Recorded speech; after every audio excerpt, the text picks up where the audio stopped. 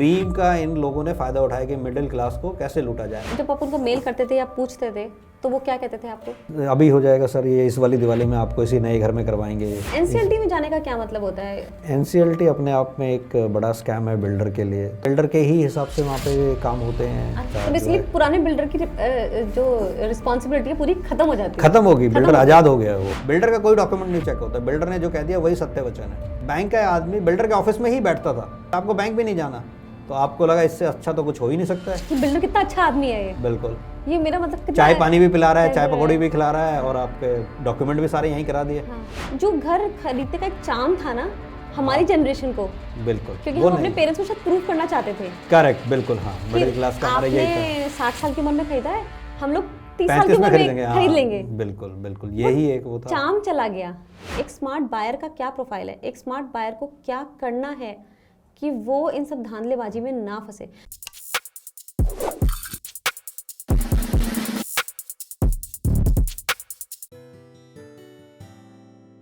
Hello everyone, welcome to this Indian life. हर episode के साथ हमारा ये फोकस रहता है कि हम किसी ना किसी प्रॉब्लम को डिस्कस करें और उसका सोल्यूशन लेकर आएँ, चाहे छोटा या बड़ा। But sometimes what happens is कुछ प्रॉब्लम्स, कुछ टॉपिक्स बहुत टफ होते हैं टू टॉक अबाउट। टफ इसलिए बिकॉज हमारा समाज, हमारी सोसाइटी सच्चाई को अप्रिशिएट नहीं करता है। लोग जो सच बोलते हैं sometimes they have to face personal and professional consequences. इसलिए फर्स्ट ऑफ ऑल आज I am very very thankful to Manish who has decided to come here on our platform and talk about his experience as a home buyer. He's representing millions of Indians. Manish, thank you so much. Thanks. You know, हम लोग कितने दिनों से इस interview करने की सोच रहे थे। आपने बोला कि I don't want to show my face, I want to start with this only. क्यों आप अपना चेहरा नहीं दिखाना चाहते? क्योंकि ये प्रॉब्लम तो बहुत लोगों की है। तो आपने क्या देखा? What is happening around you that you think that it is not a very wise thing for you to show your face? So it is one of the biggest running scam of India, जो अभी भी चल रहा है, और ये पिछले 15 या 20 सालों से चल रहा है। और इसमें काफ़ी बड़े लोग, काफ़ी बड़े इंस्टीट्यूशंस लाइक बैंक, बहुत बड़े बिल्डर्स इन्वॉल्व हैं। और जाहिर सी बात है, आप इन लोगों से तो पंगा नहीं लेना चाहेंगे, तो you would like to avoid doing one-to-one with these people. आपने मुझे किसी का एग्जांपल भी बताया था कि somebody had gone, against them openly. What did you see? So there has been one instance where one lady make one video where there were shortcomings in the given flat. She got possession of the flat and there were so many shortcomings were there, like taps are not working, doors are not fine, water is going in different direction, bathroom water coming to some other places. Then she hired some professional people they found 200-300 defects in the property. And when she approached the builder with those things, builder people or the management of builder, they denied and they say we will look into this and it will take time. So when nothing was happening, she put this on social media with the valid report, and then she has to face some personal challenges and she has to relocate from that place. उनको relocate करना पड़ा? relocate करना पड़ा। Job भी चली गई थी ना? Correct, उनके husband। My God. So it is very painful and not a good experience on a professional life. हाँ. And you have to relocate with your family. बच्चे हैं, स्कूल है, तो that's why. हाँ. और आप कुछ नहीं कर रहे हो, आप सिर्फ सच्चाई बता रहे हो कि ये चल रहा है और आप उसके बारे में बात कर रहे हो। And but Manish, I mean really kudos to you. आपका क्या एक्सपीरियंस रहा है? When did you buy your house and क्या चल रहा है? आपको मिला है, नहीं मिला है? तो जैसा एक मिडिल क्लास पर्सन, दिल्ली से बाहर से आए हुए लोग, तो सबका एक सपना होता है कि एक अपनी छत हो। तो ऐसा ही एक सपना मेरा भी था कि एक छत हो अपनी। और दिल्ली जैसे बड़े शहर में तो नहीं खरीद पाना संभव है, तो नोएडा, ग्रेटर नोएडा, ऐसी जगहों पे देखा। तो जब सर्च किया तो कुछ एक प्रोजेक्ट ग्रेटर नोएडा में जो कि बजट में आ रहे थे, तो उसमें से एक प्रोजेक्ट मेरे को भी ठीक लगा कि, और उसमें कुछ मेरे जान पहचान वाले लोगों ने भी लिया था, तो थोड़ा सा उसके हिसाब से ट्रस्ट रहा कि शायद ये लोगों ने लिया है तो ठीक होगा। फिर उसके बाद जब उसका बिल्डर का चेक किया तो पता चला प्रोजेक्ट बैंक से भी अप्रूव है। कुछ बड़े बैंकों ने वो प्रोजेक्ट अप्रूव किया हुआ था और उसमें लोन भी सैंक्शन कर रहे थे, जाहिर सी बात है उतना पैसा तो हमारे पास एक मुश्त देने के लिए नहीं था। हाँ। तो आई ऑल्सो अप्रोच बैंक, तो बैंक का भी होता है yes this project is on our panel, it is approved, it is validated, और ये सब कुछ सही है और आपको 2 या 3 साल के अंदर जो भी है आपको आपका घर मिल जाएगा, आप आराम से ले सकते हैं, और जो भी हम पैसा है अप फ्रंट ये बिल्डर को ट्रांसफ़र कर देंगे ताकि कंस्ट्रक्शन तेज स्पीड से हो। बैंक ने बोला? बैंक का लोग, कौन सा बैंक था आप बताएंगे? ये कॉरपोरेशन बैंक है, और इसमें ICICI बैंक, एक्सिस बैंक, उन्होंने भी अप्रूव किया हुआ था प्रोजेक्ट। तो सब वो मतलब देवर माउथ पीस ऑफ बिल्डर की भाई आप ले लो प्रोजेक्ट, ये बहुत बढ़िया प्रोजेक्ट है, ऐसा है वैसा है। और तो उस टाइम पे अब बिल्डर ने उसमें एक झोल और करा कि ये आपका सबवेंशन प्लान है, आपको जब तक पोजीशन नहीं मिलता तब तक EMI भी नहीं देनी है। और यही बैंक वालों ने भी कहा हाँ जी हाँ, बैंक की EMI की आपको तब भी देनी है जब आपका वो होगा, और उस हिसाब से डॉक्यूमेंटेशन वगैरह कलेक्ट कर लिए। ये घर 2015 नवंबर में बुक किया था, आज 2023 दिसंबर है, तो 8 साल हो चुके हैं। घर तो मिला नहीं है, वो लोन अमाउंट अलग है, उसकी EMI अलग चल रही है। तो आपको घर नहीं मिला 8 साल में? नहीं, 8 साल में घर नहीं मिला है। कौन है बिल्डर? हर बार एक नया बहाना बना के आ जाता है, मैस्कॉट मनोरथ। अभी तो ये NCLT में चला गया है, कंपनी लॉ ट्रिब्यूनल में, उसमें IRP अपॉइंट हुए भी अब 18 महीने से ज़्यादा हो गए हैं। उस पे भी हम आएंगे, लेकिन 8 साल तक आपको घर नहीं मिला। और आप जब आप उनको मेल करते थे या पूछते थे तो वो क्या कहते थे आपको? अभी हो जाएगा सर, ये इस वाली दिवाली में आपको इसी नए घर में करवाएंगे, नहीं होली अब आपको इस नए घर में करवाएंगे, थोड़ा सा हमें टाइम दीजिए, ये टावर हमारा बन के तैयार है, बस अंदर का काम कराना है। वो अंदर का काम पिछले 5 साल से तो नहीं हो रहा है। टावर तो उन्होंने खड़े कर दिए थे, टावर का एक्सटर्नल स्ट्रक्चर तैयार है, मतलब टावर खड़ा है, बट अंदर कोई काम नहीं है, अंदर का फिनिशिंग वर्क कोई नहीं है। 8 साल टाइल, स्लैब, इलेक्ट्रिसिटी, प्लम्बिंग, तो कोई काम नहीं है उसमें, लिफ्ट भी नहीं लगे। कितने बायर्स होंगे आपके उसमें टावर में? इसमें अप्रोक्सीमेटली 700 घर हैं, उसमें से बिल्डर का कहना है कि 400 से 500 घर बिके हुए हैं। नहीं, बिक तो गए हैं हाँ, लेकिन रह कौन रहा है? रह तो कोई भी नहीं रहा। अभी तो बिल्डर अभी पोजीशन की तो कंडीशन में ही नहीं है, कंडीशन में नहीं है। नहीं, अभी तो बाहर का रास्ता भी जो है वो कच्ची मिट्टी ही है, तो अभी तो आप। और ये ग्रेटर नोएडा में बन रहा है? Greater Noida west, greater Noida west में बन रहा है घर, मतलब कि अब ये NCLT में चला गया। NCLT में जाने का क्या मतलब होता है? I would like people to no.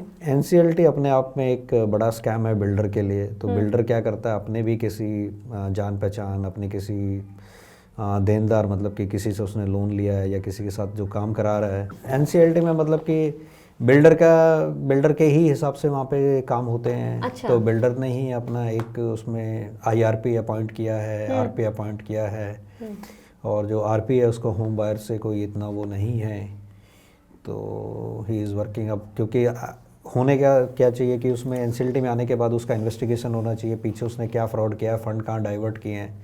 तो NCLT इस तरीके का कोई ऑर्डर देता नहीं है, और RP इस तरीके का कोई काम करता नहीं है। अब वो एक नया बिल्डर का प्लान कर रहे हैं, नए बिल्डर का, तो बेसिकली पुराने बिल्डर की जो रिस्पॉन्सिबिलिटी है पूरी खत्म हो जाती है, खत्म होगी, बिल्डर आज़ाद हो गया, वो आज़ाद हो गया, वो आज़ाद हो गया, उसकी कोई लाइबिलिटी नहीं है अब इस कंपनी में। और वो फंड डाइवर्जन के उससे कोई रिकवरी का कोई प्रयास नहीं है, कोई मतलब कि RP उस तरीके का कोई इन्वेस्टिगेशन, कोई फ्रॉड वो डिमांड ही नहीं कर रहा है।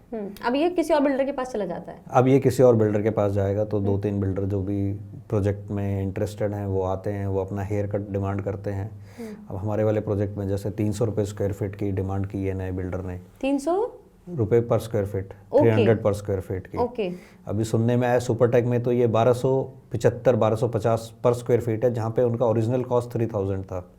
मतलब 50% या 40% से ज़्यादा वो एक्स्ट्रा डिमांड कर रहे हैं अब, जबकि 10 साल तक घर नहीं मिला है। होम बायर से डिमांड किया जा रहा है, होम बायर से डिमांड किया जा रहा है कि आप हमें इतने पैसे दीजिए, हाँ, तब आपको शायद आपका घर मिल जाए, शायद मिल जाए, हम इस पे काम करना शुरू करेंगे, पहले काम करना शुरू करेंगे। यस, मतलब ये चल क्या रहा है? ये तो पूरा ही वो होम बायर्स मिडिल क्लास के साथ लूट चल रही है। होम बायर्स एकजुटता है नहीं, आपस में इनमें कोई यूनिटी नहीं है, तो 5-10 लोग बिल्डर के उसमें लोगों को इन्फ्लुएंस करते हैं, नहीं जो बिल्डर कह रहा है वो सही है, आपको पैसे देने पड़ेंगे, अभी तो पैसे किसी के पास नहीं है तो आप पैसा दो।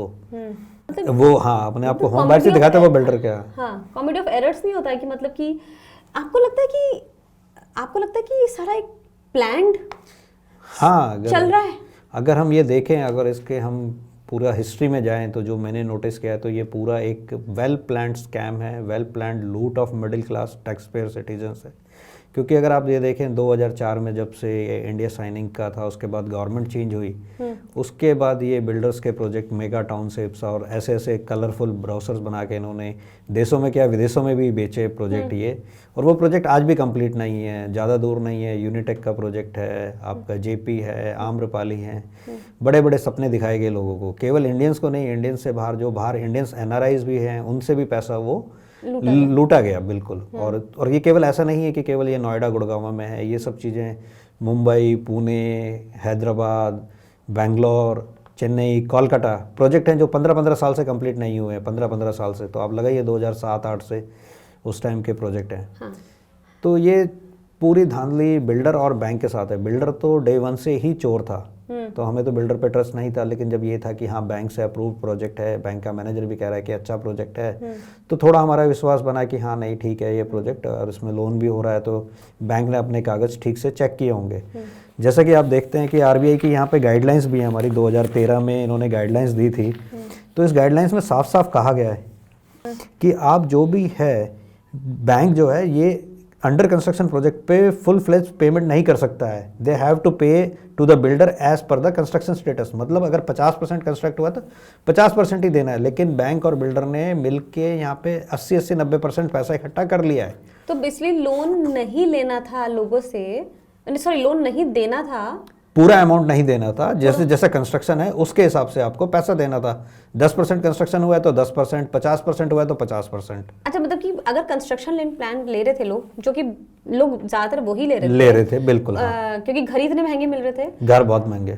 तो जैसे मान लो कोई घर 40 लाख का है और कंस्ट्रक्शन लैंड प्लान के हिसाब से उनको हर 6 महीने में 5 या 10 लाख देने हैं। हाँ। तो bank was suppose to, according to these guidelines, bank को बायर को उस 6 महीने में से 10 लाख का लोन देना था। बिल्कुल, बैंक को वहाँ पे अपना आर्किटेक्ट लगाना था, उससे इवैल्यूएशन कराना था कितने % कंप्लीट हुआ, based on that evaluation report वो पैसा उसको देना था। बट बैंक ने अपफ्रंट पैसा दिया गया। आरबीआई की गाइडलाइंस में लिखा हुआ है कि अपफ्रंट पैसा नहीं देना है, इसमें रिस्क ज़्यादा है, होम बायर्स भी ठगे जाएंगे और बिल्डर बैंक भी एनपीए होने का खतरा है। क्योंकि अगर जब ये होम बायर्स पैसा नहीं देंगे घर नहीं मिलने की सिचुएशन में, तो वो खतरा बैंक के लिए भी है, एनपीए होने का भी है। और वो बैंक के डिपॉजिटर्स के लिए, क्योंकि बैंक डिपॉजिटर को पैसा कैसे देंगे जब बैंक के पास पैसा वापस नहीं आएगा। तो इन्हीं सब चीज़ों का ध्यान रखते हुए आरबीआई ने गाइडलाइंस ये पब्लिश करी थी 2013 में। लेकिन इसके बाद भी सबवेंशन स्कीम के नाम पर, जैसा आप देख रहे हैं, ये 75-25, 80-20 करके बिल्डरों को लोन डिसबर्स किए गए बैंकों ने। अब इसके पीछे बैंकों की क्या मजबूरी थी, जब आप उसकी हिस्ट्री में जाएंगे तो बैंकों ने क्या किया था, ये जो प्रोजेक्ट थे, मेगा हाउसिंग प्रोजेक्ट जो थे, ये अप्रूव कर दिए विदाउट एनी ड्यू डिलीजेंस। तो कोई भी बड़ा बिल्डर है, उसका लैंड पार्सल है, लैंड पार्सल का टाइटल क्लियर है नहीं है, उनको कई हजार करोड़ों के लोन दिए गए। मतलब कि वो लैंड टाइटल का क्या मतलब होता है कि लैंड उसने जो लिया, हाँ, बिल्डर ने, वो उसका प्रॉपर रजिस्ट्री है कि नहीं है? हाँ, उसका प्रॉपर रजिस्ट्री है नहीं है, उसका प्रॉपर डॉक्यूमेंटेशन, बिल्डर ने उसके पूरे पैसे दिए हैं नहीं है, उसमें कोई डिस्प्यूट तो नहीं है, कोई डिस्प्यूट अथॉरिटी को है। कई जगह पे इन्होंने को डेवलपमेंट किया है, तो जो लैंड ओनर था उसको पैसे पूरे नहीं दिए बिल्डर ने, तो वहाँ पे उस चीज़ में तो हमेशा डिस्प्यूट ही है। तो उस डिस्प्यूट में बैंक जो है, they can not lend loan to those property, such property जहाँ पे डिस्प्यूट है। हाँ। लेकिन बैंकों ने चेक ही नहीं किया, बिल्कुल चेक नहीं किया, उन्होंने अपना काम नहीं किया। अगर किसी बैंक से वो रिपोर्ट मांगी जाए तो कोई भी बैंक आज रिपोर्ट देने को तैयार नहीं है कि आप अपनी वैल्यूएशन रिपोर्ट दो। अच्छा, एक बैंक जो होता है वो काम करता कैसे है, वो आपको लोन देता है, लोन देने से पहले आपको भी चेक करता है और आप किस चीज़ के लिए लोन ले रहे हैं उसको भी चेक करता है। जैसे आप गाड़ी के लिए लोन ले रहे हैं, हाँ, तो ऐसा तो है नहीं कि मारुति 800 के लिए लोन ले रहे हैं और मर्सिडीज का अमाउंट आ जाएगा आपको। हाँ, मारुति 800 ले रहे हैं तो मारुति 800 का ही मिलेगा। हाँ, और वो ये भी देखा कि मारुति 800 ये निकली भी है नहीं निकली है फैक्ट्री से। ऐसा नहीं है कि एक अननोन नंबर पे, अननोन इंजन नंबर पे, चेसी नंबर पे आपको लोन डिसबर्स हो जाएगा। जब लोन देगा तो उसका गाड़ी का नंबर होगा, उसके जब एग्रीमेंट होगा तो वो बैंक के नाम पे लीज भी बनती है उस गाड़ी की, और आप उस गाड़ी को सेल नहीं कर सकते हैं। लेकिन यहाँ पे तो इन्होंने ये कुछ किया ही नहीं। बिल्डर को तो इन्होंने पैसा ऐसा है कि ये पैसा है बांट दो इनको बस। और बिल्डर्स ने जब वो 2008 का हमारा रिसेशन आया, 2-3 साल हमारी हाउसिंग सेल्स नहीं रही, तो ये सारे बड़े अकाउंट एनपीए हो गए थे। इसमें यूनिटेक है, HDIL मुंबई में है, similarly there are other builders also. अब जब ये बिल्डर लोन नहीं दे पा रहे थे तो बैंकों ने एक नई स्कीम निकाली बिल्डर लोगों के साथ मिलकर। बिल्डर किसको लोन नहीं दे पा रहे थे? बैंक का पैसा वापस नहीं कर पा रहे थे, अच्छा, घर नहीं बिक रहे उनके। अच्छा, जब वो बिल्डर्स बैंक का पैसा वापस नहीं कर पाए, जो वापस लोन लिया था, हाँ, जब उसको वापस नहीं कर पाए तो वापस नहीं कर पाए तो इन्होंने आपस में एक बनाया स्कीम कि अब हम होम बायर्स को ये घर लेंगे, क्योंकि घर खरीदार घर क्यों नहीं खरीद रहे हैं, क्योंकि वो थोड़ा आउट ऑफ बजट हैं, they don't have a payment kind of thing की टू मेक पेमेंट। तो दे ल्यूड दोज पीपल, उनको वो झांसा दिया गया कि बिल्डर आपकी ईएमआई देगा जब तक आपको घर नहीं मिलता है, और आपके नाम पे वो लोन बिल्डर को दे दिया गया। अब मानिए आपका अगर 1 करोड़ का एक घर है, 100 करोड़ का लोन था, तो उन्होंने वो 100 करोड़ का लोन बिल्डर का 100 लोगों में डिवाइड कर दिया 1-1 करोड़ का, जिसको आगे अब कोई इन्वेस्टिगेट भी नहीं कर सकता है। अब ये 100 लोग बिल्डर के 100 करोड़ के लोन को चुका रहे हैं, घर इन्हें मिला नहीं है क्योंकि वो पैसा तो जा चुका है। और ये बहुत मैसिव फ्रॉड है। खुद गवर्नमेंट के रिकॉर्ड जो मार्केट रिपोर्ट आती है उसमें लिखा हुआ है 7 शहरों में 10 लाख से ज़्यादा घर हैं, 7 बिग सिटीज़। और अगर इसके साथ आप टियर 2 सिटीज़ लखनऊ, जबलपुर, रायपुर इन सबको जोड़ दें तो ये संख्या इससे कई गुना ज़्यादा है। और वहाँ पे भी बहुत सारे बिल्डर ये एनसीएलटी में गए हैं जिन्होंने घर नहीं बनाए हैं, लोगों को केवल एक पेपर का कागज़ मिला और बैंक की ईएमआई मिली है।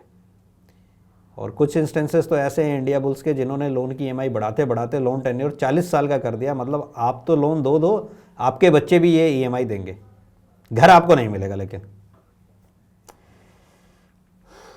ऐसा लग रहा है कि हमें लगता है कि शायद ये रैंडम है, पर ये इतना रैंडम है नहीं। ये इज अ वेल प्लान्ड, मुझे लग रहा है कि इट्स वेल प्लान्ड, क्योंकि इसमें कोई ये एक सिटी, हाँ एग्जैक्टली, एक सिटी थोड़ी ना है, एक सिटी की बात नहीं है, एक गवर्नमेंट की बात नहीं है। यहाँ पे सारी गवर्नमेंट्स इसमें शामिल है। अगर आप ये कहें कि यूपी में ये गवर्नमेंट थी, यूपी में वो गवर्नमेंट थी, तो महाराष्ट्र में क्या था भाई, भोपाल में क्या था, चेन्नई, रायपुर में क्या था, ये छोटे छोटे शहरों में भी। मतलब यहाँ पे भी लोगों को सपने दिखाए गए, आपको सोसाइटी, गेट, पार्क, बच्चों के लिए झूले, ये सब मिलेगा। और आज मिला तो कुछ भी नहीं है। आज तो नहीं मिला भी नहीं है, चलिए आपको मिला नहीं, पर आप किसको फंड कर रहे हो?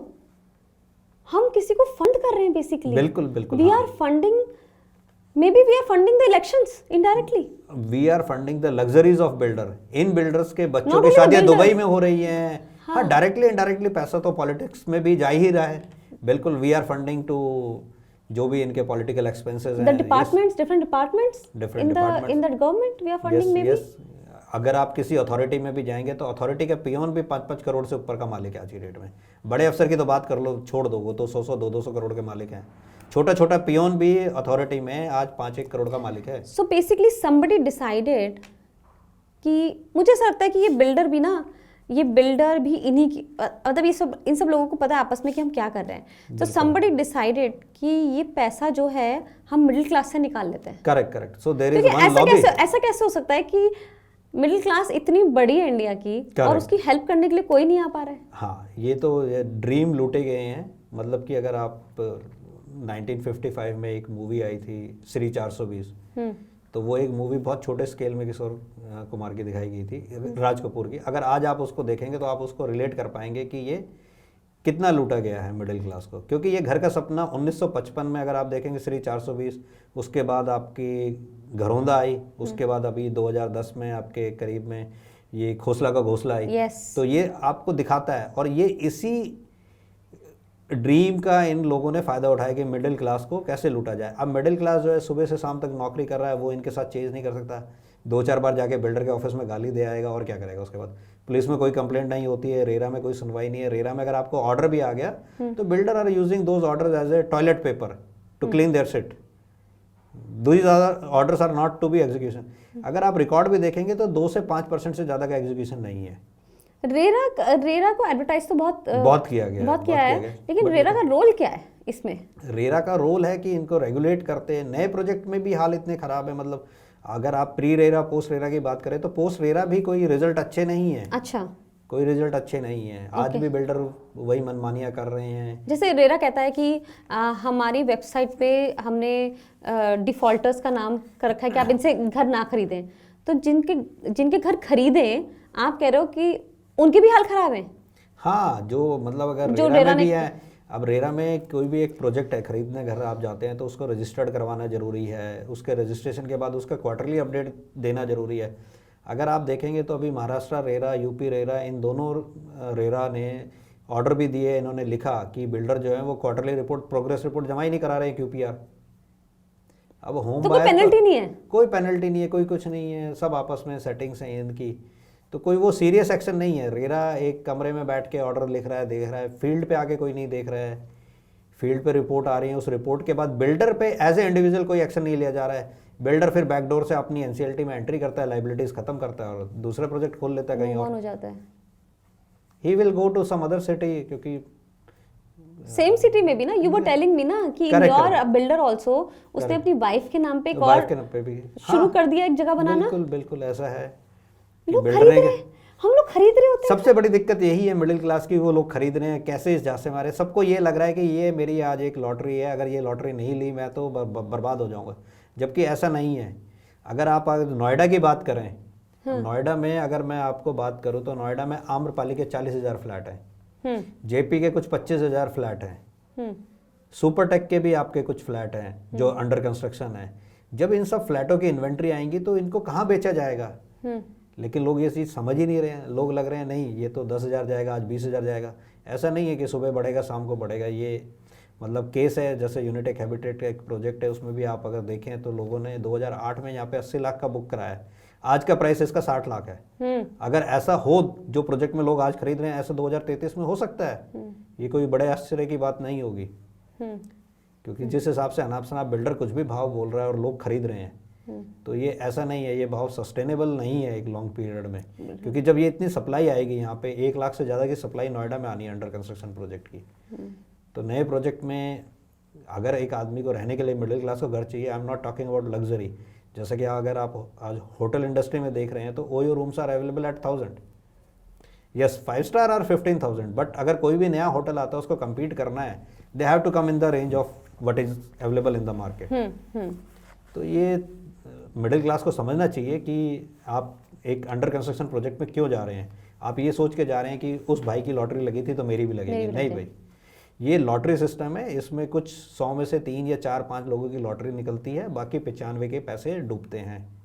ये बेसिकली ये इस सिस्टम का स्ट्रक्चर बन चुका है। Yes yes, this is structure. और इसमें क्या है, ये पुराने 95 लोग जाते हैं, नए 5 आते हैं, फिर नए 95 उनके पीछे फिर आते हैं। अच्छा मनीष, अब आप मुझे ये बताइए, ये तो बहुत ही आपने डिप्रेसिंग पिक्चर, खैर नहीं डिप्रेसिंग पिक्चर है। आप उन 10 लाख लोगों की फैमिली से पूछे जिनके सपने इन घरों के पीछे हैं, उन लोगों के कई मेरे नोन हैं जिन्होंने बात करा है कि हमने अपनी लड़की की मैरिज के लिए वो लिया था कि लड़की की मैरिज के टाइम पे बेच देंगे, आज वो रेंटेड होम में है, रिटायर्ड हैं, गवर्नमेंट से इतना कुछ वो है नहीं। मतलब आई हैव सीन पीपल कि कर्नल, रिटायर्ड मेजर, ये लोग हैं, इन्होंने कर रखे हैं, कोई सुनवाई नहीं है। मतलब क्या हम अपने देश के सैनिकों को भी यही लूट तंत्र दे रहे हैं?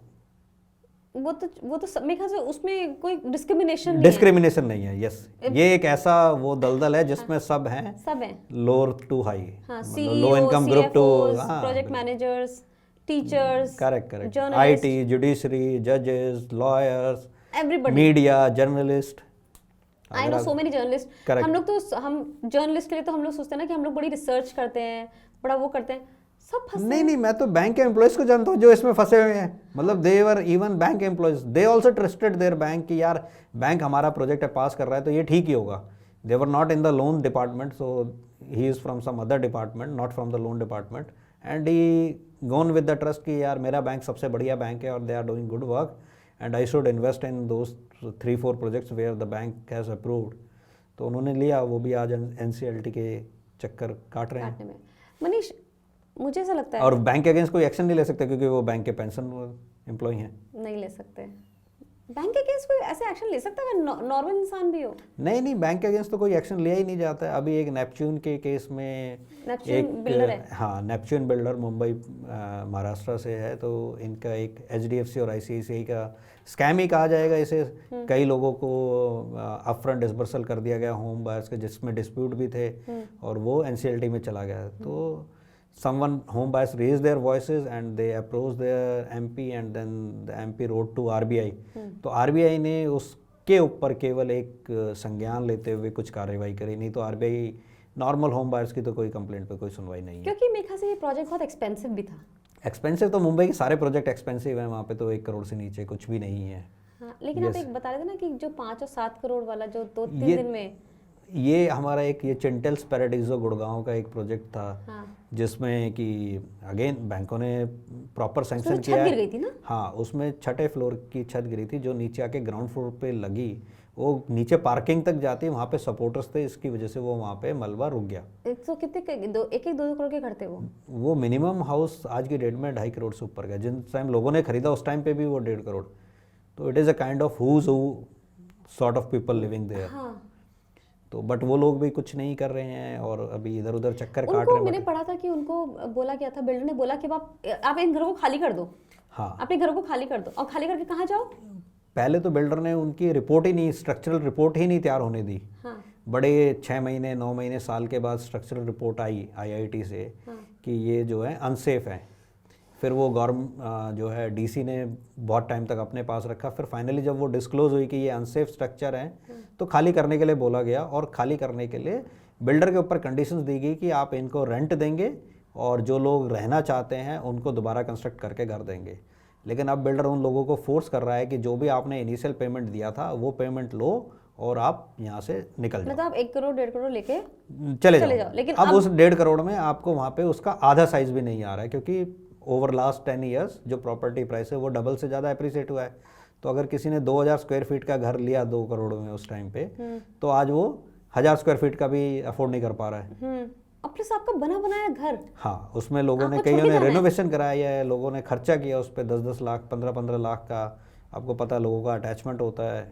अब आपको एक दिन कहा जाए आप घर छोड़ के चले जाओ, और जहाँ पे रेंट भी इस टाइम पे 70-80 हज़ार चल रहा है, वो रेंट भी आधे से कम दे रहे हैं। तो बट वो होम बायर्स भी कुछ नहीं कर रहे हैं। होम बायर्स को भी चाहिए कि बैंक को भी लिखें, क्योंकि bank are also responsible for the fraud. कि बैंक को RBI की गाइडलाइंस है 2010 की, NDMA की, नेशनल डिजास्टर मैनेजमेंट एक्ट की गाइडलाइंस है, जिसमें बैंकों को ये इंश्योर करने को कहा गया RBI ने कि आप स्ट्रक्चरल सेफ्टी देखिए डिसबर्स करने। तो उसकी स्ट्रक्चरल सेफ्टी का सर्टिफिकेट कहाँ है? कौन से बैंक ने वहाँ पे स्ट्रक्चरल सेफ्टी करवाई? वो सर्टिफिकेट कहाँ? अपने बैंक से वो सर्टिफिकेट मांगिए। बट होम बायर्स जो है वो एजुकेटेड नहीं है, या वो बैंक से डरते हैं, वो करना ही नहीं चाहते हैं, तो फिर इसमें तो कुछ हो नहीं पाएगा। पर जो अथॉरिटी थी, जो गुड़गांव अथॉरिटी होगी, हाँ, जो इसकी रिस्पॉन्सिबिलिटी होती है, DTCP, हरियाणा में DTCP, हाँ, ये जो डेवलपमेंट की टाउन एंड हाँ, कंट्री प्लान। तो उन्होंने पास कर दिया था उसका स्ट्रक्चर। नहीं, स्ट्रक्चर पास हो गया, वो हो गया, लेकिन उसमें क्या है कि उन्होंने अपना काम नहीं किया। हमें पता है सरकारी में तो सबको पता है सरकारी कैसे काम करते हैं, बट जो प्राइवेट बैंक है वो कैसे कर सकते हैं? लेकिन हम ऐसे कैसे कह देते हैं कि हमें पता है सरकार, हम इतने यूज्ड टू हो गए हैं Correct, इस correct, बात हाँ। को कि हम कहते हैं सरकार का काम तो ऐसा ही है। अरे ऐसे कैसे लोगों बिल्कुल, हाँ, लोगों की जान गई है इसमें। died. Yes, 2 women died। 2 women died, मतलब लिटरली आपका घर। वो बिल्डर आज तक पुलिस थाने भी नहीं पहुंचा है, इतनी पावर है उसकी। अब जैसे आप देख रहे हैं तो आपको आप सुन रहे हैं कि आपको पता चल सकता है कि जैसे चेंटल्स का केस था, अब इसमें बिल्डर का इतना रसूख है कि बिल्डर एक बार भी पुलिस थाने नहीं गया है। मतलब पुलिस थाने तो फिर एक होम बायर है, वो बेचारा कहाँ बिल्डर से एक झगड़ा मोल ले सकता है, उसके पास कहाँ इतनी पावर है। उसी प्रोजेक्ट में जब एक होम ओनर के घर के बालकनी की छत गिरी थी, तो उन्होंने पुलिस में कंप्लेंट करी रात को 11 बजे जाके। तो पुलिस वालों का बड़ा सीधा सा जवाब था, भाई कोई मरा तो नहीं है। अब बताइए, तो ऐसा पुलिस का रवैया है। और ये रवैया उन लोगों के लिए है जिन लोगों ने 3-3, 4-4 करोड़ के घर ले रखे हैं। और हम समझ सकते हैं कि इंडिया में उन लोगों की कुछ ना कुछ तो वर्चस्व, कुछ पहुंच होगी। जब उन लोगों की कोई सुनवाई नहीं है, तो एक जो 20 लाख 30 लाख 10 लाख के घर ले रहे हैं, इन लोगों की तो क्या सुनवाई होगी? क्या सुनवाई होगी? भीड़ की तो हम जैसे की तो कोई सुनवाई है ही नहीं। बेसिकली हम स्ट्रक्चर ऐसा बना दिया गया है कि आप एक जगह से दूसरी जगह जाओ, दूसरी जगह से तीसरी जगह जाओ, एक गोल घेरे में घूमते रहो आप। बिल्कुल बिल्कुल, हाँ। मुझे ऐसा लगता है कि ये बस जानबूझ के एकदम सोच समझ के ऐसा एक बनाया गया है कि आपको पता ही नहीं है कि जाना किसके पास है। बिल्कुल ऐसा ही फरीदाबाद का एक प्रोजेक्ट है SRS रॉयल हिल्स। हाँ। तो SRS में उन लोगों ने बिल्डर की रजिस्ट्रियाँ नहीं हुई हैं, पोजीशन मिल गया है, तो रजिस्ट्री के लिए वो लोग पहले लोकल कोर्ट गए, फिर हाई कोर्ट गए, सुप्रीम कोर्ट भी गए, सुप्रीम कोर्ट ने रेरा भेज दिया, रेरा गए, तो रेरा से भी कुछ नहीं हुआ, तो फिर बिल्डर NCLT में भी आ गया। तो मतलब 8-10 साल हो गए हैं ये कानूनी पचड़ों में उनको, और एक कोर्ट से दूसरी कोर्ट जा रहे हैं, बस गोल गोल घूम रहे हैं, गोल घूम रहे हैं ना, रिजल्ट अभी तक नहीं आया है। रिजल्ट नहीं आया। मनीष, मैंने ये एक और बात नोटिस करी है कि जब आप किसी से बात करते हो तो जब आप बहुत देर तक बात करते हो तब पता चलता है कि हाँ, ये बंदा भी किसी चीज़ से गुजर रहा है। इंडिया में लोगों को थोड़ा सा क्या सोशल स्टिग्मा है इस बात को बताने में कि हमारे साथ गलत हुआ है? हाँ, ये एक चीज़ मैंने भी काफ़ी नोटिस की है लोगों से बात करते हुए कि वो मतलब उनको छला गया है, उनके साथ 420 हुई है, बट वो किसी को बता भी नहीं पा रहे हैं कि यार आप घर मत खरीदें, मेरे साथ ऑलरेडी एक ये हो चुका है। हाँ। मेरे साथ ये फ्रॉड हो चुका है, तो आप ये अंडर कंस्ट्रक्शन प्रोजेक्ट में क्यों जा रहे हैं। लगता है कि ऐसा लगता है कि जैसे वो अगर किसी को बताएंगे तो दुनिया, मतलब वो ये सोचते हैं कि दुनिया उन पे हंसेगी। मैं आपको बताना चाहता हूँ भाई, कुछ नहीं तो इंडिया में केवल 7 बड़ी सिटीज़ में 10 लाख लोग ऐसे हैं, 10 लाख फैमिलीज़। तो उन 10 लाख फैमिलीज़ में अगर 5-5 लोग भी आप लें तो 50 लाख लोग इस से गुजर रहे हैं। तो you have to be vocal. आप कमेंट करके बताएं आपका प्रोजेक्ट क्या है, आपकी सिचुएशन क्या है, आप कैसे इसमें अटके, और क्या आपको घर मिला, अगर घर मिला तो क्या अभी वो फैसिलिटीज़ के साथ पूरा मिला है। प्रॉब्लम है तो आप कमेंट में बताएं। हम्म क्योंकि you have to be vocal. You have to be vocal. मतलब या तो मुझे लगता है कि दो चीजें होती हैं, एक तो लोगों को शर्म आती है बताने में, शर्म आती है, बिल्कुल, कि बिल्कुल। हमारे साथ छल हुआ है, किसी ने हमारे साथ छल कैसे कर लिया हाँ, है। नहीं, ये आपको अपने उससे निकलना पड़ेगा, बाहर इससे सोच से बाहर सोच से निकलना निकलना पड़ेगा। और ये क्योंकि आपके साथ किसी और एक इंडिविजुअल ने छल नहीं किया है, आपके साथ सिस्टम ने छल किया है। बिल्कुल, इसमें खाली बिल्डर की एक गलती नहीं है कि केवल बिल्डर इज नॉट द लुटेरा। Here bank, authorities, police, administration, judiciary, everyone is part of this system, loot machine. तो अगर हम एक मिडिल क्लास बैकग्राउंड चेक करता भी तो कहाँ कहाँ जाके बैकग्राउंड चेक नहीं कर सकता, वो नहीं कर सकता, वो आपका है ही नहीं। वो मतलब वो आपका, आप एक ईमानदारी से टैक्स भर रहे हैं, आप सरकार पे ट्रस्ट कर रहे हैं, सरकारें वो स्कीम ला रही है, बैंक वो अप्रूव कर रहे हैं। मतलब अभी तो ऐसे ऐसे केसेस हैं जहाँ PMAY, प्रधानमंत्री आवास योजना में लोगों को लूटा गया है। फरीदाबाद में माहिरा होम्स है, OSB प्रोजेक्ट एक है। मतलब प्रधानमंत्री के नाम पर भी लूट चालू है यहाँ पे। प्रधानमंत्री का नाम भी, कोई गारंटी नहीं है कि आपको घर मिल जाएगा। तो मतलब लोगों को सामने आना बहुत जरूरी है। बिल्कुल आना चाहिए, पब्लिक उसमें आना चाहिए। जैसा कि अगर आपको और कहीं नहीं, आप चाइना से जाके सीख लीजिए। चाइना में लाखों लोगों के साथ कुछ ऐसा हुआ तो उन्होंने इकट्ठे होकर प्रोटेस्ट भी किया, EMI भी बंद करी। जब उन्होंने बंद कर दी बैंक की, बिल्कुल बैंक बंद होनी चाहिए, क्योंकि बैंक आप कैसे पैसे दे सकते हो, किसको फंड कर रहे हो आप। मतलब आपको घर मिला नहीं है, कब तक दोगे? 40 साल तक आपका बच्चा भी उस EMI को देगा जो घर आपको नहीं मिला है। अगर आप राजी हैं तो फिर कोई कुछ कर नहीं सकता। लेकिन अगर आपको चाइना से सीखने की जरूरत है, चाइना में लोगों ने बंद कर दी EMI बंद कर दी, लाखों लोगों ने अक्रॉस प्रोजेक्ट। अच्छा, प्रोजेक्ट की जब EMI बंद कर दी तो गवर्नमेंट फिर सख्ते में आई। तो गवर्नमेंट ने वहाँ एडिशनल फंडिंग प्रोजेक्ट को कंप्लीट करने के लिए 0% ब्याज पे फंडिंग स्टार्ट कर दी है। कि आप, क्योंकि अगर वो नहीं बना तो पूरा सिस्टम कोलैप्स हो जाएगा। और ये मेरे हिसाब से लोगों को करना चाहिए। मैं तो ये कहता हूँ कि आप no home no EMI campaign चलाएं अपने अपने प्रोजेक्ट में, और अगले 3 महीनों के लिए EMI बंद करें। EMI बंद करने का ज़्यादा से ज़्यादा नुकसान क्या है? एक तो आपको घर नहीं मिला है, और क्या है, घर तो आपको मिला ही नहीं है। इससे बड़ा लोन आप, मेरे को नहीं लगता अपनी ज़िंदगी में कभी लेंगे दोबारा, जब आपका एक ही लोन खराब है। जब आपका सिस्टम पे से ट्रस्ट कैसे है, तो ये सिस्टम को दिखाना होगा कि भाई नो होम नो EMI, तभी शायद इसमें कुछ सरकार सुनवाई करे। नहीं तो खाली आपके वादे चुनावी वादे की तरह रहेगा। मोदी जी ने 2017 में चुनावी वादा किया था, गाजियाबाद में बिल्डर लॉबी द्वारा कब तक लूटने जाया जाएगा। बट दिल्ली में जिनको घर चाहिए वो बेचारा गाजियाबाद नोएडा की तरफ आता है, और बिल्डरों ने क्या करके रखा है, पैसा ले लो, 2 साल 4 साल मकान बन रहा है, मकान मिल ही नहीं रहा है, और बन गया तो किसी और को बेच दिया, ज्यादा पैसा मिल गया। सामान्य मानवी जिंदगी भर की कमाई बचा करके एक छोटा सा फ्लैट खरीदना चाहता है, अपना घर बनाना चाहता है। लेकिन ये लॉबी, जिनको राज्यों के ऐसे अठंग राजनेताओं की मदद मिलती है, तो ये बिल्डर, मध्यम वर्गीय लोग जो पेट काट करके मकान बनाना चाहते हैं, उनको लूट लेते हैं। आज मैं उत्तर प्रदेश की जनता को अपना हिसाब दे रहा हूं। हमने वो कानून बना दिया। रियल एस्टेट का कानून बना दिया और आज किसी भी सामान्य नागरिक को इस प्रकार की जो धोखाधड़ी करने वाले बिल्डर है मकान के नाम पर लूट नहीं सकते। जो बात करार की गई है वैसा मकान देना पड़ेगा और नहीं देगा अगर शिकायत करेगा तो उसकी जिंदगी जेल में जाएगी भाई। 2017 में इनकी सरकार बनी, योगी आदित्यनाथ ने इन्वेस्टिगेशन भी करवाया, रिपोर्टें भी बनवाई, बट वो रिपोर्टें आज भी पब्लिक डोमेन में नहीं है और घर खरीदार की स्थिति वही है जो 2017 में थी। 2 बार गवर्नमेंट आ चुकी है इनकी। अब एक बात मुझे बस ये बोलनी है कि कई बार मैंने कुछ लोगों से पर्सनली जब बात करी है, वो कहते हैं कि जब वो ईएमआई नहीं देते हैं तो बैंक वाले उनको बहुत हरास करते हैं, बाउंसर्स भी भेज देते हैं उनके घर पे। हाँ, तो सेम प्रॉब्लम चाइना में भी हुई। चाइना में तो हमारे यहाँ से भी सिचुएशन ज़्यादा टफ है। वहाँ तो गवर्नमेंट के पास अनलिमिटेड पावर है, कोई डेमोक्रेसी नहीं है। यहाँ पे डेमोक्रेसी है, लोगों को एक दूसरे के साथ जुड़ना पड़ेगा। वहाँ पे लोग एक दूसरे प्रोजेक्ट को सपोर्ट करने पहुंचे थे।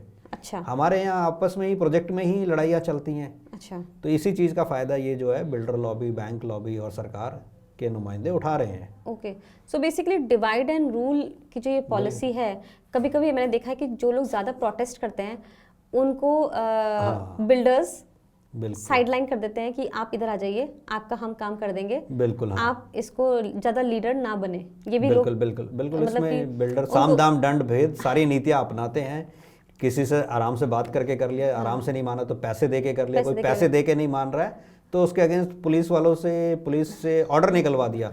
आपका शांति भंग किया आपने और आपके ऊपर 50,000 का जुर्माना लगाया गया, आप यहाँ पे अरेस्ट हो सकते हैं, आपको यहाँ पे जज के सामने उपस्थित होना है। तो एक मिडिल क्लास आदमी उन सब चीज़ों से घबरा जाते हैं।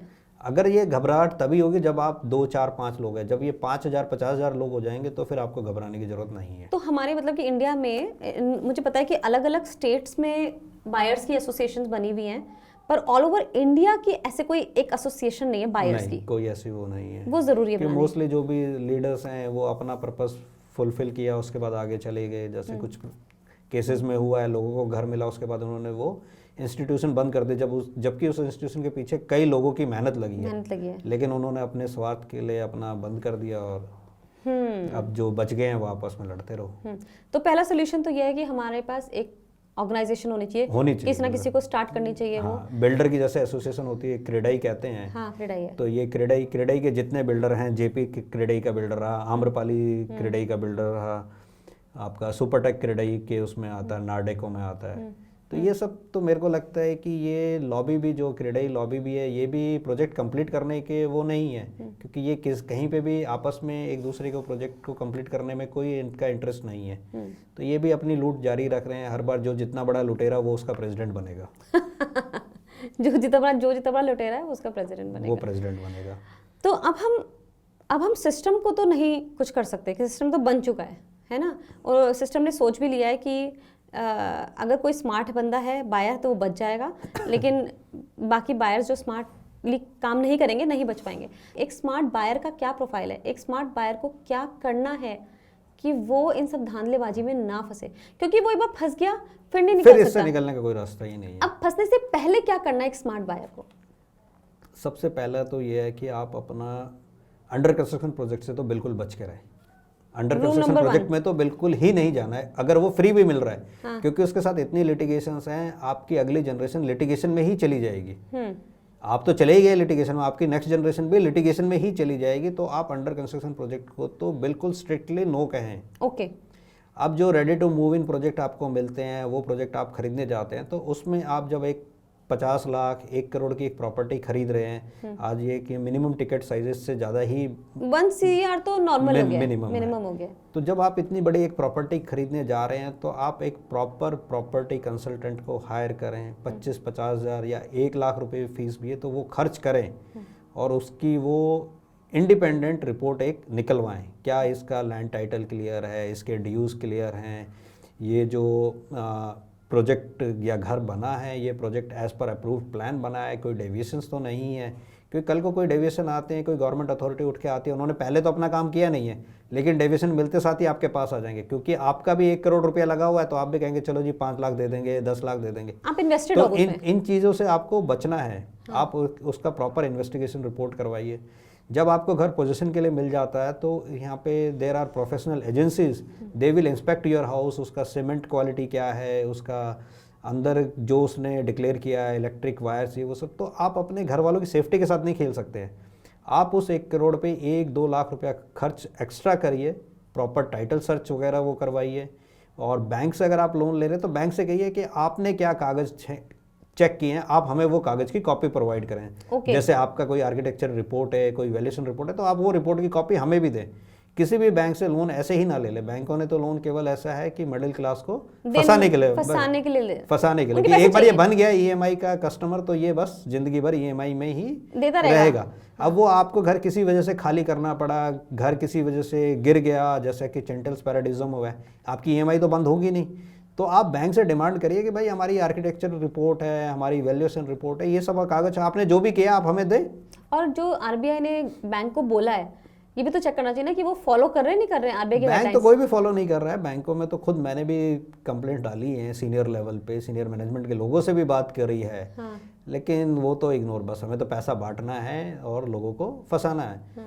मतलब they are running cases, thousands of cases against home buyers across different courts of country, जहाँ पे भी लोगों ने ईएमआई बंद करी।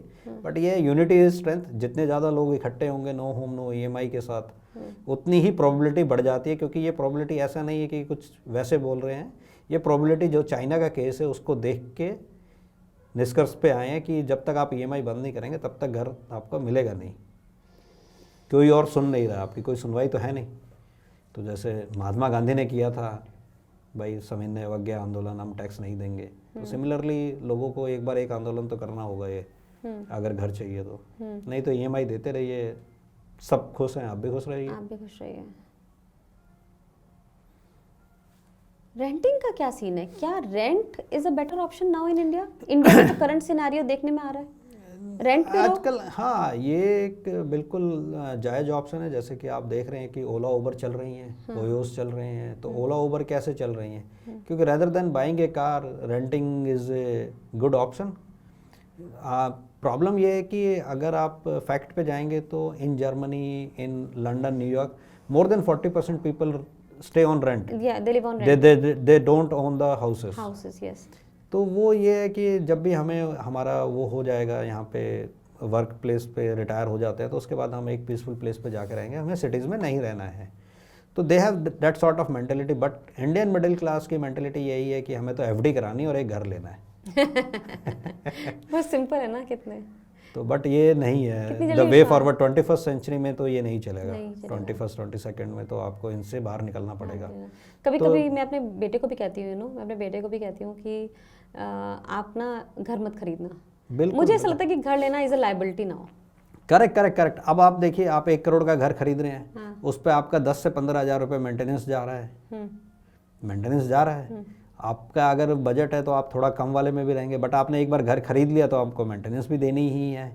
फिर उसका वियर एंड टीयर है, आफ्टर 5 years 10 years उसका फिर दोबारा स्ट्रक्चरली कुछ ना कुछ मॉडिफिकेशन होता है तो वो आपको फिर वो करना है। और 1 year में भी आप दिल्ली और नोएडा में आप एक बहुत ही अमेजिंग घर में नहीं रह सकते। नहीं। एक बहुत ही छोटा सा घर मिलेगा आपको, और बिल्डर की क्वालिटी पे तो आप ट्रस्ट कर ही नहीं आप सकते। कर नहीं सकते। लेकिन अगर आप रेंटेड में चाहेंगे थोड़े से ज्यादा पैसे में भी आप एक बहुत अच्छे घर में रह सकते हैं। बिल्कुल। अब जैसे एक सिंपल कैलकुलेशन करें, अब आपको अगर 1 करोड़ का घर लेना है तो आपके पास या तो 1 करोड़ रुपया होना चाहिए, या एक मिनिमम अमाउंट है जो 25-30 लाख उतना होना चाहिए, प्लस आप 60-70 लाख एक ईएमआई दे रहे हैं। अब आप देखिए 1 करोड़ में आपको अगर 3 BHK मिल रहा है और 70 लाख का आप लोन ले रहे हैं, तो 70,000 रुपये का अगर आप घर लेने जाएंगे तो 70,000 में आपको विला मिल जाएगा। यस। जो वो 1 करोड़ वाली property, yes there is a fund of property appreciation, but there are so many things also, market है, स्टॉक मार्केट, और म्यूचुअल आपकी फंड, लाइफ भी तो अच्छी कट रही है। अगर आप 5 साल में भी विला में रहते हो तो आप एक अच्छा क्वालिटी ऑफ लाइफ भी तो जी रहे हो। बिल्कुल, आपकी लाइबिलिटी नहीं है, पीस ऑफ माइंड है, सबसे बड़ी चीज़ है। अगर आपकी जॉब चली जाती है, कुछ अगर पर्सनल एक्सपेंसेस कुछ ज़्यादा हो जाते हैं, you want to do something personal in life, तो आपकी वो लाइबिलिटी नहीं है। क्योंकि एक बार आपने एक होम लोन ले लिया तो आप मान के चलिए आप 20-1 साल के लिए बंधुआ मजदूर हैं।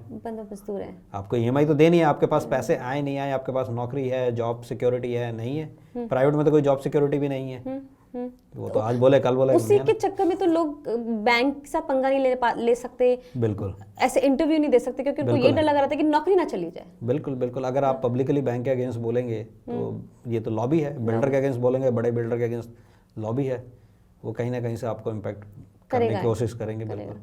आपका जो एग्जाम्पल है, मुझे ये भी इसलिए भी मैं चाहती थी कि आप इस इंटरव्यू में आए, क्योंकि आपने मुझे बताया था कि आपने EMI देनी बंद कर दिया है। Correct, और correct. ये मेरे को लगता है बहुत ही बोल्ड स्टेप है। ये आपने कैसे किया और अभी तक आप इसको सस्टेन कैसे कर पा रहे हैं? तो एग्जैक्टली व्हाट इज हैपनिंग? या जैसे मेरा 60 लाख का लोन था तो करीब 60,000 की EMI जा रही थी। तो कोरोना काल में आई लॉस्ट माई जॉब। हाँ, तो आई लॉस्ट माई जॉब, तो फिर देखा कि भाई what is more important, running the family is more important than paying the EMI. So I stopped the EMI and I am happy with that decision, क्योंकि आज 4 साल से ज़्यादा हो गए हैं, तो I have saved something to buy a new house with minimum additional help. आपने EMI जब बंद करी हाँ. तो आपको क्या, आपके तो बैंक के साथ केस चल रहे हैं, बैंक ने कोर्ट में केस डाला है, तो मैंने भी हाई कोर्ट में एक EMI रिलीफ का डाला है, अभी केस चल रहा है, तो इट इज़ अंडर सब जुडिस, तो अभी कोई फाइनल रिजल्ट नहीं आया है। आप मतलब ये तो बहुत ही, मुझे लगता है कि बोल्ड स्टेप था on your part to take it. It's not only me, but there are आपके पास हंड्रेड्स चॉइस ऑफ नहीं पीपल। था। Correct yes. आपकी जॉब चली गई थी, आप करते क्या? बिल्कुल बिल्कुल। तो आपने जब आपने जैसे EMI देनी बंद कर दिया, लेकिन मुझे ऐसा लगता है कि उसका रीजन भी ना कि आप 8 साल से आपका घर भी तो नहीं मिला है, और वो मिलेगा कब? अब नहीं मिलेगा, अब तो वो जस्टिफाइड है कि अब तो बैंक भी चुपचाप बैठ गया, क्योंकि बैंक को भी पता है कि अब कुछ हो ही नहीं रहा है। तो अब जब मतलब आपके 60 लाख चले गए, अब जो भी है वो अभी तो गया ही हुआ है एक तरीके से। अब जब तक घर नहीं मिलता तब तक वो क्या है, अब मतलब कि हर मिडिल क्लास की तरह वही है, हमारे दिमाग में भी यही है, जब इनको मिलेगा तो कुछ हमें भी मिल जाएगा। तो आपने कौन सी एज में लिया था वो घर? आपकी एज क्या थी? अराउंड 32 33 30। Now you are 40 41। हाँ। And you still don't have your house. Correct yes. And the stress. Right बिल्कुल। एंड जो प्रोटेस्ट में अगर वो आज घर भी मिलता है, आज अब 42-43 साल में, तो मतलब 20 साल का लोन है उसकी EMI, क्योंकि अभी तक तो EMI प्रिंसिपल तो गया ही नहीं है। तो मतलब 62-63 साल तक तो नौकरी तो जाहिर सी बात है ही नहीं, प्राइवेट तो है ही नहीं। तो जितने साल आपकी नौकरी नहीं है, उससे ज़्यादा साल का आपका EMI का हो गया। बिल्कुल EMI देनी है आपको। बिल्कुल। My God. तो आपने कहा कि भाई मैं नहीं दे रहा हूँ। बिल्कुल हाँ, मैं तो नहीं दे रहा हूँ, आपको घर लेना आप घर ले लो। अगर घर मिलेगा तो बेच के फिर जो भी होगा तो वो करेंगे। अब क्योंकि अब उस घर पे आप कैसे ट्रस्ट कर सकते हैं? वो बिल्डर का था, Noida authority, greater Noida authority का लूप होल जो भी है, बिल्डर का जो इनिशियल अप्रूवल है वो 14 फ्लोर का है। हाँ। और बिल्डर ने खड़ा कर दिया 21 फ्लोर। अच्छा, और बैंक ने मेरे को लोन भी 21वें फ्लोर का दे दिया है। अब मेरे को नहीं पता उसकी नींव 14 फ्लोर की है या 21 फ्लोर की है, तो मैं अपनी फैमिली को मरने नहीं दे सकता। ये कब पता चला आपको? अब जब ये केस आपका NCLT में गया तो फिर डॉक्यूमेंट मंगाए गए, NCLT के IRP ने भी डॉक्यूमेंट मंगाए, फिर वो ग्रुप बने, ग्रुपों में शेयर हुई चीज़ें, तो फिर पता चला it is document map submitted for approval but it is not yet approved. तो ये 21 फ्लोर तो अप्रूव भी नहीं है। तो बिल्डर का, जैसे आपको पता है सुपरटेक के वो 2 टावर गिराए गए। yes. तो ये तो हर प्रोजेक्ट की कहानी है। 5 फ्लोर का अप्रूवल है, 10 फ्लोर खड़े करते हैं जी, अप्रूवल तो आ ही जाएगा। और बैंकों ने लोन भी दे दिया, सबसे बड़ी बात है इन फ्लोरों के लिए। तो जब आपने लोन करवाया था अपना, तब आपको नहीं पता था? नहीं, तब कहाँ से कैसे पता होगा? मिडिल हमारे पास तो उतना वो स्किल सेट है ही नहीं था। सोचोगे भी नहीं ना। नहीं, वो स्किल सेट ही नहीं था हमारे पास। स्किल सेट नहीं था। आपको लगा बैंक लोन दे रहा है? सिंपल आदमी नौकरी करने वाले हैं, सुबह 10 बजे 8 बजे जब भी निकले, रात को 8 बजे 10 बजे जब घुसे तब घुसे। नहीं, दूसरी ये भी तो ना मनीष, अगर आप अभी बैंक से ऐसी 10,000 का लोन लेने जाओगे, आप अपना बिजनेस स्टार्ट कर रहे हो, तो बैंक आपको भूत बना देगा आपका। बिल्कुल डॉक्यूमेंट मंगा के आपको इतना परेशान कर देगा। और यहाँ तो सरकारी बैंकों ने भी इस हिसाब से लोन बांटे हैं कि बिल्डर का कोई डॉक्यूमेंट नहीं चेक होता, बिल्डर ने जो कह दिया वही सत्य वचन है। तो फील्ड में भी नहीं जाता, मैंने सुना है फील्ड में भी बैंक का कोई जाते नहीं है लोग। ना, जब पैसा बैंक के अंदर ब्रांच में आके बैठ के मिल रहा है, तो इवन बिल्डर्स के साथ तो ऐसी सेटिंग वेटिंग थी कि बिल्डर, बैंक का आदमी बिल्डर के ऑफिस में ही बैठता था, वहीं पे कागज लेगा, वहीं पे आपसे साइन करवाया, वहीं डॉक्यूमेंट, आपको बैंक भी नहीं जाना। तो आपको लगा इससे अच्छा तो कुछ हो ही नहीं सकता है कि बिल्डर कितना अच्छा आदमी है ये। बिल्कुल, ये मेरा मतलब चाय पानी भी पिला रहा है, चाय पकौड़ी भी खिला रहा है, और आपके डॉक्यूमेंट भी सारे यहीं करा दिए। उनको क्या आपको तो पता ही नहीं पीछे बैकग्राउंड में कितना झोल है। एक्चुअली ये जो लोन ले रहे हो, ये बिल्डर के बिहाफ पे ले रहे हो। हाँ, ये तो आपने बिल्डर की लग्जरी को फंड किया है। They are going with Bollywood star, Hollywood star, they are having throwing parties, they are owning luxuries of the world. अभी हमारे एक मंत्री बिल्डर हैं जिन्होंने दुबई में करी लड़की की शादी, प्रोजेक्ट उनके आज भी कंप्लीट नहीं है। तो वो होम बायर्स का ही पैसा है। अब लोगों को समझ आए तो ठीक है, नहीं समझ आए तो भी ठीक है। मुझे लगता है टूट भी चुके हैं लोग। हाँ, बट सबसे बड़ी दिक्कत ये है कि इस स्कैम में नए नए लोग फिर दोबारा फंस रहे हैं। उन नए लोगों को तो सीखना चाहिए कि, और हर किसी की फैमिली में कहीं ना कहीं एक लिंक है। अब लोग ये कहते हैं कि नहीं उसका प्रोजेक्ट बेकार था, मेरा प्रोजेक्ट अच्छा है। भाई किसी का प्रोजेक्ट अच्छा नहीं है यहाँ पे, मतलब कि अब जड़ तो सुनने वही में है। आया है सेक्टर 150 में एटीएस का एक प्रोजेक्ट भी एनसीएलटी में चला गया है। तो आप कैसे किसी बिल्डर को ट्रस्ट कर सकते हो? सारे बड़ी ब्रांड नेम एनसीएलटी में बैठी हैं। मतलब आम्रपाली अपने आप में बड़ा नाम था जिसको धोनी कवर करता था, एडवर्टीजमेंट करता था, और उन्होंने उस टाइम क्रिकेटर को भी दिए। तो इन लोगों का चेहरा यूज़ करके इन्होंने ये प्रोजेक्ट बेचे हैं और आम जनता को लूटा है, मतलब कि। और आप नए लोग भी फिर इन्हीं को देख रहे हैं, फिर वही कर रहे हैं। तो लोगों को इस स्कैम से बाहर निकलना होगा, और निकलने का एक ही तरीका है, say no to under construction projects, say no to bank loans and stop EMI जिनका ऑलरेडी लोन चल रहा है।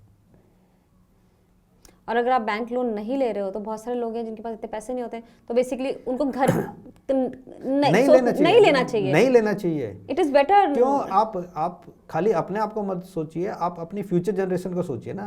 आपके बच्चे क्या आपका केस लड़ते रहेंगे क्या? यही काम रह गया उनका बच्चों के पास। आपके बच्चे भी आपको गाली देंगे कि पिताजी आप क्या दे के गए मेरे को। हाँ, ना घर मिला, कोर्ट केस अलग मिल रहे हैं मेरे को। कोर्ट केस अलग मिल रहा है। और जब मैं सुपर टेक का कवर कर रही थी तो मैंने वहाँ पे जो प्रोटेस्टर्स थे, होम बायर्स थे, उनसे बात भी करी।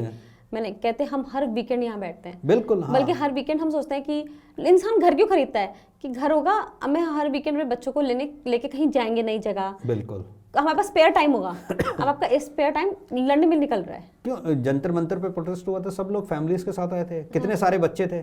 अब वो बच्चों के लिए प्रोटेस्ट साइट ही पिकनिक स्पॉट बन गई है। मतलब जो होम बायर्स हैं जिनके घर नहीं मिले हैं, आप माहिरा में हुआ दिवाली, उन्होंने प्रोटेस्ट साइट पे ही मनाई विद फैमिलीज। अब क्या करें?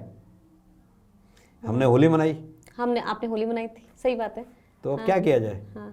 तो यही है, एक प्रोटेस्ट साइट पे ही आपके फेस्टिवल्स मनाए जा रहे हैं, बच्चों के पिकनिक स्पॉट वही बन चुके हैं, और हर हफ्ते प्रोटेस्ट कर रहे हैं, बट सरकार तो कुछ नहीं सुन रही है। नहीं, वो मेरे को लगता है कि सरकार, हम कह देते हैं सरकार नहीं सुन रही है, मुझे ऐसा लगता है कि प्लान पहले से यही था। करेक्ट। कि सुनना ही नहीं है, सुनना ही नहीं है, कान बंद रखो, और जब तक ईएमआई देते रहेंगे तो वो कोई सुनेगा भी नहीं। क्योंकि इसमें फाइनल सॉल्यूशन वो चाइना वाला ही है। जब तक 50,000, 1 लाख, 2 लाख लोग ईएमआई नहीं स्टॉप करेंगे तो 10 lakh home buyers, stuck home buyers केवल 7 सिटीज में है। अगर मैं बाकी सिटीज छोड़ूं, 10 लाख उनकी भी जोड़ दूं, अगर 20 लाख होम बायर में 5 लाख भी लोन पे हैं, भाई 25% तो लोन पे होंगे, जबकि इससे ज़्यादा होने चाहिए। अगर 5 लाख लोन पे हैं, अगर उसमें से 2 लाख 2.5 लाख लोग भी ईएमआई देना बंद कर दें तो फ़र्क पड़ेगा। चाइना में हुआ है ये। तो मनीष, आपको लगता है कि जो इंडियंस हैं और ये ओवरसीज जो घर खरीद रहे हैं, it is also part of the problem, because there is a problem in India. People have stopped trusting India. Correct. So Indian home buyers, those who have money to afford, they are buying property outside of India. और ये ऐसा 1-2 case नहीं है, केवल Dubai में पिछले 1 साल में 35,000 करोड़ की, मिडिल ईस्ट में 35,000 करोड़ की प्रॉपर्टी खरीदी है इंडियंस ने। Wow, my God. It's mind boggling number. It should eye opening number for the builder lobby here, CREDAI, जो कि ये इग्नोर कर रहे हैं इन सब चीज़ों को। It is a mind boggling number. मतलब आप अपना ट्रस्ट लूज कर चुके हैं। मतलब higher level those who can afford, they don't want to buy anything which is sponsored by CREDAI.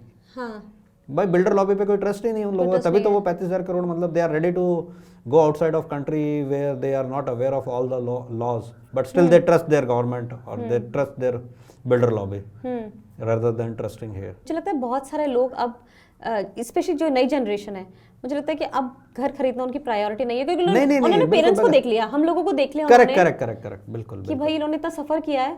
हाँ, अब this is one thing which we don't want. Correct, बिल्कुल। जिसके घर में ये हुआ और जिसमें ये ओपनली डिस्कस होता है, मेरे को नहीं लगता उस फैमिली में कोई दोबारा घर खरीदना चाहेगा। जो घर खरीदने का एक चार्म था ना हमारी जनरेशन को, बिल्कुल, क्योंकि हम अपने पेरेंट्स को शायद प्रूव करना चाहते थे। करेक्ट, बिल्कुल, हाँ, मिडिल क्लास का हमारा यही था। 60 साल की उम्र में खरीदा है, हम लोग 30 साल की उम्र में खरीद लेंगे। बिल्कुल, यही एक वो था, चार्म चला गया। बिल्कुल। मैं कई ऐसे होम बायर्स को जानता हूँ जिन्होंने यही था कि मेरे बूढ़े बुजुर्ग माँ बाप जो हैं, जब बड़े शहर में आएंगे तो उनके पास उनकी अपनी एक छत होगी, लेकिन वो बड़े दुख की बात है नहीं हो पाया है। तो उसमें कुछ 1-2 स्टोरीज़ हैं जिसमें they lost both their parents in the hope of getting home from last 6-7 years, they were waiting मैं तो चाहूँगा और ज़्यादा से ज़्यादा स्टोरी आए, लोग कमेंट करें इस पे, अपनी स्टोरीज शेयर करें, आपकी क्या स्टोरी है, तो आपको पता चलेगा कितना ग्रेव सिचुएशन है इस टाइम पे। यस बहुत ही डिप्रेसिंग स्टोरीज हैं। मैंने जितने भी लोगों से बात करी है, मैं सुन नहीं पाती हूँ लोगों की बातें, मुझे बहुत बिल्कुल वो यही होता है। मैं मिडिल क्लास के लोग, हम लोग सब्जी लेने के लिए 10 रुपए पे लड़ पड़ते हैं। करेक्ट, और घर हम ऐसे ही ले आते हैं। घर हमने ऐसे ही ले लिए। बिल्कुल। इसमें मतलब कि एक केस तो सैफ अली खान का भी है, मतलब उनको भी रेरा से रिलीफ नहीं मिला। बाकी आप छोड़ो, मतलब Saif Ali Khan he can afford any sort of lawyer, but वो बिल्डर लॉबी इतना स्ट्रांग है कि वो जस्टिस तो मिलेगा ही नहीं आपको कभी भी। Basically the system is against a poor home buyer, a normal home buyer, a home buyer. Yeah. Well, Manish, thank you so much. Thanks for inviting. नहीं ये थे विचार प्रकट करना चाहता था, but platform, yes, I hope कि काफ़ी लोगों तक ये आवाज़ पहुंचेगी and people will support for our causes. Platform अभी मेन मीडिया में मुझे लग रहा है मेन मीडिया तो नहीं कवर करता ना। मेन मीडिया को तो एडवर्टाइजमेंट रेवेन्यू मिल रहा है, तो how they can go against builder lobby, they are getting crores of revenues. मतलब आप सोचो ना कि अगर 10 लाख लोगों को लूटा गया है और उनके एक घर की कीमत अगर आप 50 लाख भी रख दो, तो it is a mind boggling number. मतलब कि if I am doing in $billion, तो इट्स अनइमेजिनेबल नंबर। और उसका अगर 2% 4% भी रेवेन्यू जा रहा है। अगर आप मीडिया की बात करते हैं तो एक केस मैं आपको बताना चाहता हूँ भोपाल का, आकृति बिल्डर और Dainik Bhaskar group, dB Corp, इन दोनों की मिली भगत रेरा ने पकड़ी है। मध्य प्रदेश रेरा ने आकृति ग्रुप जो था एनसीएलटी में, डीबी ग्रुप जो है उसको एनसीएलटी में लेके गया था कि इन्होंने हमारा ड्यूज नहीं दिया है और इनसे रिकवरी कराई जाए। तो होम बायर्स की एसोसिएशन ने वहाँ पे प्रोटेस्ट किया, रेरा में रिप्रेजेंट किया, और रेरा इस ऑर्डर के अगेंस्ट एनसीएलटी अपीलेट ट्रिब्यूनल में गई और वहाँ पे फैक्ट के साथ ये रखा गया और वो जो है एनसीएलटी वाला ऑर्डर को रिजेक्ट किया गया। Now builder is liable to pay towards the home buyers. तो मतलब मीडिया का तो आप देख सकते हैं चरित्र की कैसा है बिल्डर के साथ, तो वो तो भाई भाई हैं, नहीं कवर चोर चोर मोसेरे भाई। हाँ, मतलब बहुत डर है, बहुत रिपरकशंस हैं, बहुत कॉन्सिक्वेंसेस हैं। यस। अगर कोई एक रिपोर्टर जर्नलिस्ट करना भी चाहता है तो उसको कवर नहीं करने दिया जाएगा, क्योंकि जो those people who are running media houses, they don't want to get into trouble, lose their ad revenue because they are running profitable business. मुझे ऐसा लगता है कि अब इंडियन बायर को, मनीष से बात करके और वैसे भी जितनी भी मैंने रिसर्च करी है, Indian buyer has to become very very smart. आपको ये समझना पड़ेगा कि जैसे होता ना कि घर लेने से पहले की जो रिसर्च है वो इतनी ज़्यादा स्ट्रांग होनी चाहिए, इतनी ज़्यादा मजबूत होनी चाहिए, क्योंकि बाद में आपने अगर आप एक बार फंस गए तो फिर बाद में आप कभी निकल नहीं पाओगे। इंडियन सिस्टम अनफॉर्चुनेटली हमारा जो है वो इतना स्ट्रांग नहीं है, हमें ये बात एक्सेप्ट करनी पड़ेगी, और जब होगा तब होगा। We have to be smarter than this. या बिल्कुल होम बायर्स को स्मार्ट होना पड़ेगा, अपनी इंट्यूशन को रखना पड़ेगा। Under construction project, say no to under construction project at any cost, even if it is free, क्योंकि लिटिगेशन विल ईट यू। और मैं एक और बात भी ऐड करना चाहती हूँ कि Manish is very very knowledgeable about lot of things. अगर आपको कोई सवाल है, अगर आपको कोई सोल्यूशन के बारे में बात करनी है, तो आप रीच आउट कर सकते हैं, आप हमें डीएम कर सकते हैं, एंड होपफुली हम आपकी कुछ हेल्प कर पाएंगे। And thank you so much for watching, and please think before you buy a house in India. बिल्कुल।